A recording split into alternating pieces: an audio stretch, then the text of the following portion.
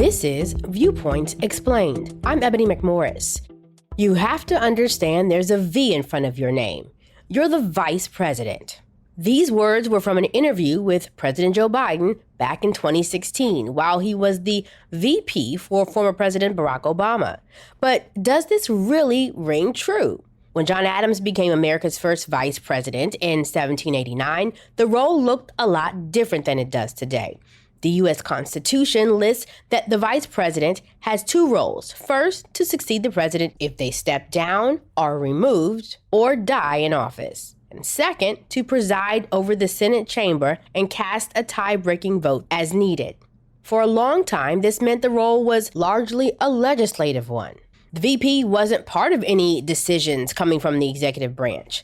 In 1977, President Jimmy Carter elevated his vice president, Walter Mondale, to a new standing. While some credit President Dwight Eisenhower for creating a more involved vice president, it was actually Carter who granted real power to the role. He moved Mondale into the daily operations of the White House, telling his staff to treat requests from the vice president like they were coming straight from him.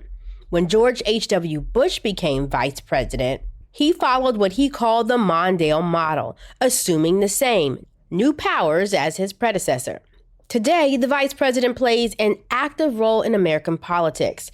This November, remember that you're not just voting for a commander-in-chief, but also their second in command.